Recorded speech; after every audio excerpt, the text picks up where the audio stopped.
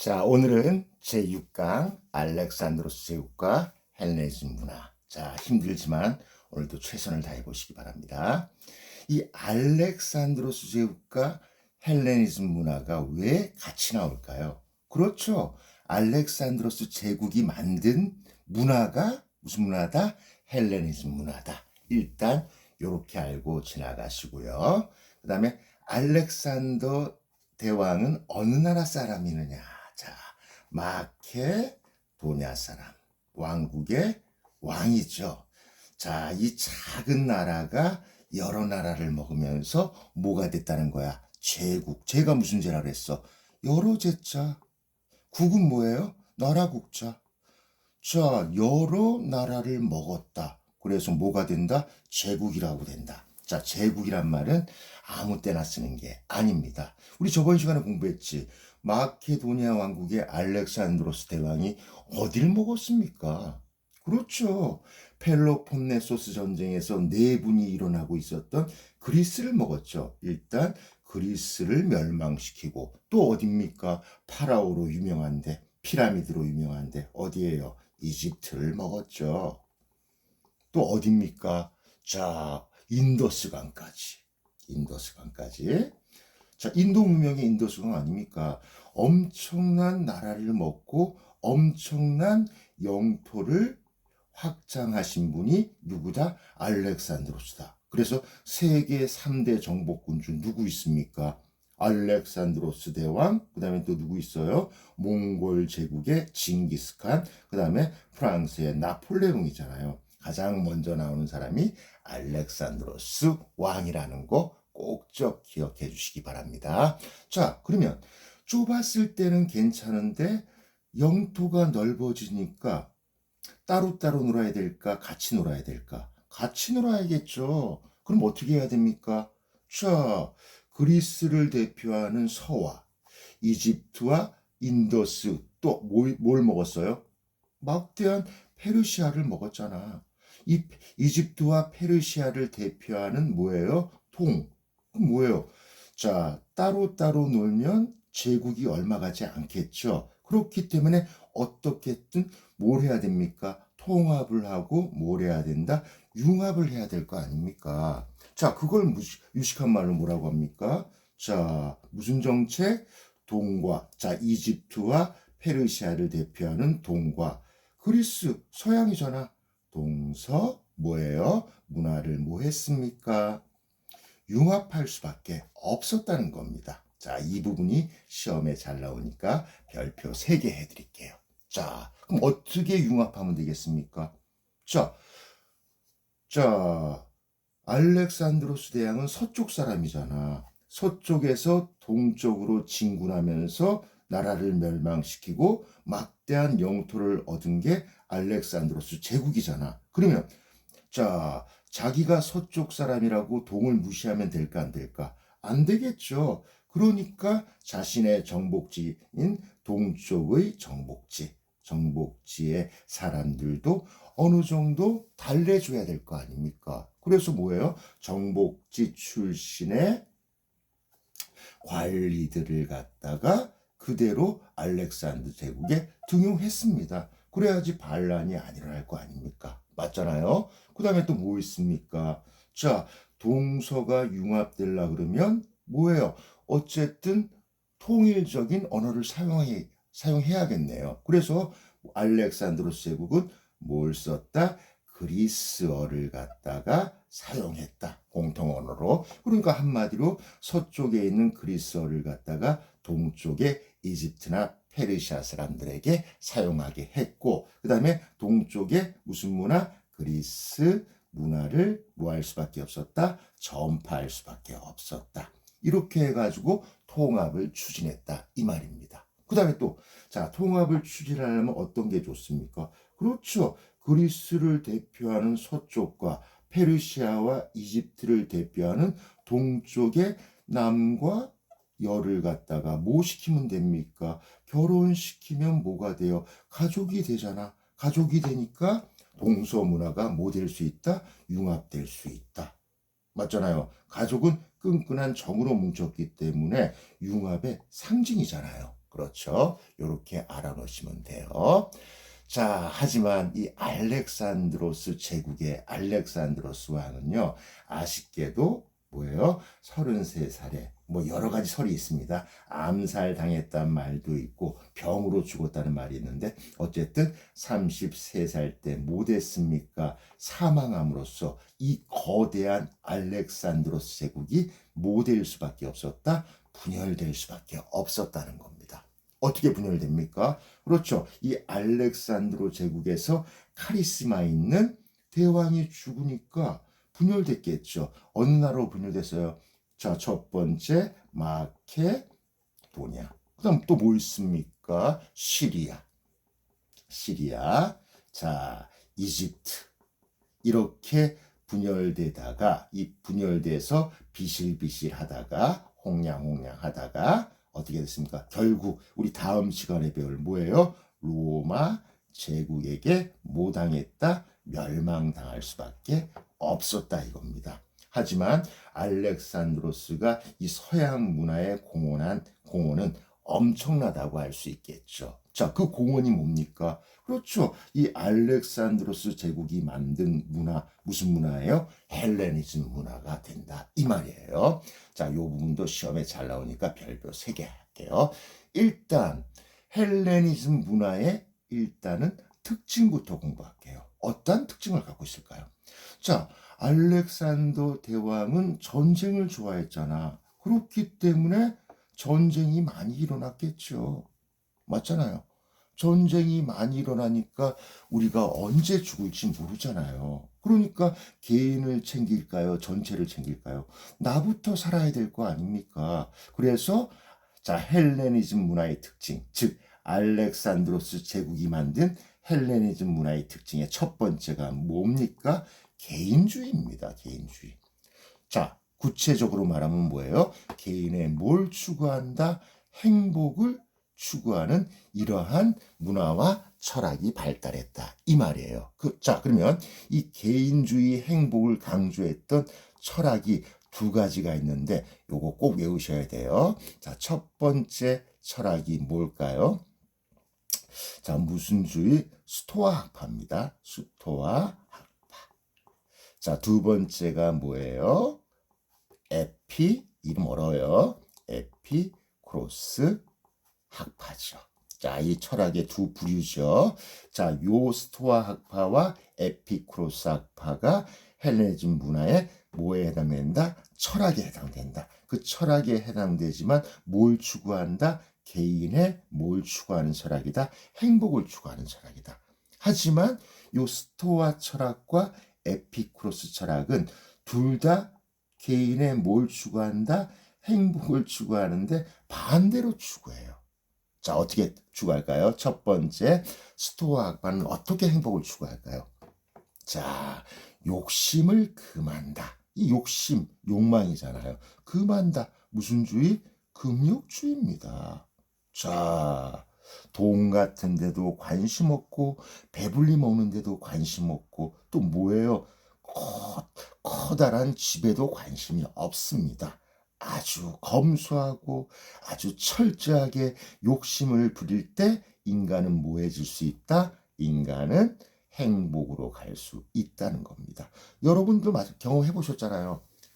자, 한 10시간 정도 책을 읽으면 뭡니까? 약간 고통스럽고 하지만 욕망이 사라지면서 뭘 느낍니까? 행복을 느끼잖아요. 자, 약간 자기 자신을 학대하면서 행복을 느끼는 학파가 무슨 학파다? 금욕주의 스토아 학파입니다. 자, 그럼 에피쿠로스 학파는 어떤 주의입니까? 이분들도 개인의 행복을 추구하는 건 맞습니다. 하지만 스토아처럼 욕망을 버림으로써 행복을 추구하는 게 아니라 뭘 추구한다? 쾌락을 추구하면서 뭐예요? 행복을 추구한단 말입니다. 하나는 스토아 학파는 쾌락을 버리는 거고 에피쿠로스 학파는 쾌락을 추구하면서 행복을 추구한다. 하지만 오해하지 마세요. 이 쾌락은 여러분이 생각하는 그런 뭡니까? 싸구려 쾌락이 아닙니다. 뭐예요? 책 읽을 때 느끼는 그 정신적인 어떤 쾌락. 맞잖아요. 우리 뭡니까? 빵을 배불리 먹었을 때보다 뭡니까? 책을 읽거나 기도를 했을 때 느끼는 그러한 쾌락이 더 좋은 쾌락이라고 에피쿠로스는 생각했단 말입니다. 그러면 무슨 쾌락이야? 정신적 쾌락일까? 물질적 쾌락일까? 그렇죠. 무슨 쾌락이다? 정신적 쾌락을 추구했다. 그 다음에 어떤 쾌락을 추구했을까요? 여러분, 빵 10개 먹으면 처음에는 기분 좋지만 한 3개쯤 먹었을 때 기분이 금방 안 좋아지잖아요. 그건 무슨 쾌락이에요? 일시적 쾌락입니다. 하지만 여러분들이 제6강을 계속 반복해서 보고 앞에 지금 강의를 계속 반복해서 보면 뭐예요? 그 쾌락이 오래 갈까요? 일시적으로 갈까요? 오래 가겠죠. 그래서 무슨 쾌락이다? 에피쿠로스 학파의 쾌락은 뭡니까? 나쁜 쾌락이 아니라 뭐예요? 아주 정신적이고 쾌락이 오래 유지될 수 있는 지속적 쾌락이었다는 거, 요거 꼭 좀 기억해 주시기 바랍니다. 이 철학은 요 2가지만 알면 돼요. 스토아 학파하고 에피쿠로스 학파. 꼭 좀 외워주시기 바랍니다. 자, 이제 첫 번째 특징, 이 전쟁 많다는 거에서 지금 현재 여기까지 내려왔습니다. 그러면 2번째 특징은 뭘까요? 전쟁 많아서 알렉산드로스 대왕이 여러 제국을 먹었잖아요. 그럼 뭐가 확장됐어요? 영토가 엄청나게 확장됐다 그랬잖아. 여러분, 이제 나라끼리 따로 노는 게 아니라 나라끼리 같은 시민이라는 의식이 생기면서 함께 놀겠다. 뭐가 불분명해? 자, 이제 제국이니까 옛날에 나누어져 있던 국가의 경계선, 국경이 불분명하잖아. 그러니까 우리 민족끼리 놀아야지. A 민족끼리 놀아야지. B 민족끼리 놀아야지. 이렇게 되지 않는단 말이에요. 영토가 넓어지고 그게 바로 알렉산더 제국 아닙니까? 국경이 사라지니까 세계는 이제 뭐다? 하나의 같은 시민이다. 무슨 주의? 세계 시민주의가 생겨난 게 바로 헬레니즘 문화의 몇 번째 특징? 2번째 특징이다 이거예요. 첫 번째 특징은 뭐예요?